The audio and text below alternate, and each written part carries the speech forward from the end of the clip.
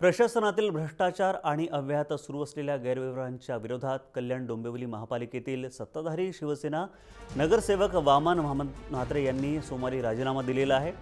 प्रशासनाच्या भ्रष्ट कारभारामुळे सिंडिकेट रिंगमुळे राजीनामा देत असल्याचं महापौर आणि आयुक्तांना त्यांनी राजीनाम्याचं पत्र पाठवलं। वामन म्हात्रे यांच्या आक्रमक पवित्र्यामुळे पालिका त्याचप्रमाणे राजकीय वर्तुळात खळबळ उडाली आहे। गेली 20 वर्ष नगरसेवक म्हणून कार्यरत असलेले वामन म्हात्रे यांनी स्टेशन परिसरातील फेरीवाल्यांना हटवण्यासाठी उपोषण केलं होतं, मात्र फेरीवाले हटले नाहीत। उलट सत्ताधारी पक्षाचे नगरसेवक अधिकाऱ्यांकडून हप्ते घेऊन माझा आवाज दाबला गेला असा आरोप वामन म्हात्रेंनी केलेला आहे। त्यांच्याशी अधिक संवाद साधलाय, बातचीत केली आहे प्रतिनिधी किशोर पगार यांनी, तो ऐकूयात।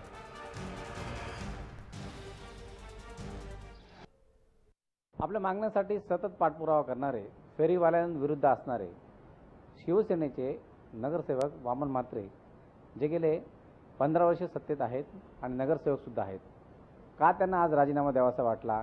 त्यांनी महापौर आणि आयुक्तांकडे राजीनामा दिलेला आहे, त्यांच्या मागण्या का पास होत नाहीत, का त्यांना वारंवार आंदोलन करावं लागतात, या सर्व प्रश्नाचे उत्तर आपण जाणून घेऊया। का आज तुम्ही राजीनामा दिलात, काय नेमकं कारण? महापालिकेमध्ये चाललेला प्रचंड भ्रष्टाचार, व्यभिचार आणि गरीब नागरिकांवर होत असलेला अन्याय, या अन्यायाच्या विरोधामध्ये मी माझ्या नगरसेवक पदाचा राजीनामा दिलेला आहे। मृत्यू दाखल्यापासून जन्म दाखल्यापर्यंत तर निविदा निघून टेंडर निघेपर्यंत 46% टक्केवारी ही अधिकाऱ्यांनी घेतल्याशिवाय त्या कामाला मंजुरी मिळत नाही। टिकेट करून आपल्या माणसाला काम देण्यासाठी ते आणखी 10% खातात। मग आता 45-55% जर महापालिकेने पैसे जर अधिकारी खात असतील तर विकास कामाचा दर्जा काय राहील? काहीच राहणार नाही। आणि यासाठी मी गेल्या 2 वर्ष बोंबलतो, पण सत्ताधारी पार्टीचा मी नगरसेवक घातलो तरी कोणीही त्याची दखल घेतली नाही। फेरीवाल्यांच्या विषयामध्ये 2 वेळा उपोषणाला बसलो। 26 जुलैच्या पडलेल्या पावसात चालींना डबल टॅक्स लागू नका म्हणून 72 तास उपोषणाला बसलो। तर एक नगरसेवक बघायला सुद्धा, एक पदाधिकारी बघायला सुद्धा फिरत नाहीत। तुमची भूमिका काय असणार आहे नेमकी? आता काय भूमिका असणार आहे हा राजीनामा दिल्यानंतर? राजीनामा आयुक्तांनी त्यांच्या कक्षेमध्ये बसेल तर मंजूर करावा। आता मी निवडणूक आयोगालाही पत्र पाठवलंय, कुरिअरने पाठवलंय, माझा राजीनामा त्यांनी मंजूर करावा।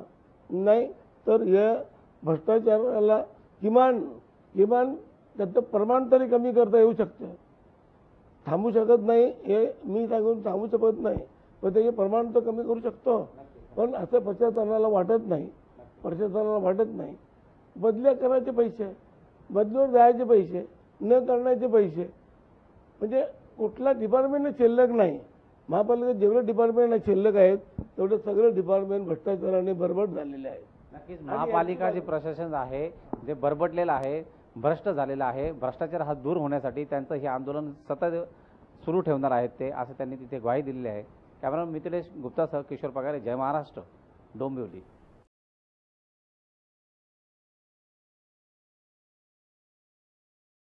मुंबईत नामांकित कंपनीच्या नावानं बनावट दुग्धजन्य पदार्थाची विक्री होत असल्याचं उघड झालंय। तब्बल 800 किलो बनावट दुग्धजन्य पदार्थ जप्त करण्यात आले। नामांकित कंपन्यांच्या नावानं दुग्धजन्य पदार्थ तयार करून बाजारात विकली जात असल्याची तक्रार पोलीस ठाण्यात दाखल करण्यात आली आणि त्यानंतर घाटकोपरच्या चिराग नगर परिसरातील कारखान्यावर पोलिसांनी छापा टाकला आणि तब्बल 3 लाख रुपये किमतीचा 800 किलोचा माल जप्त करण्यात आलाय। या प्रकरणी 4 जणांना अटक सुद्धा करण्यात आली आहे।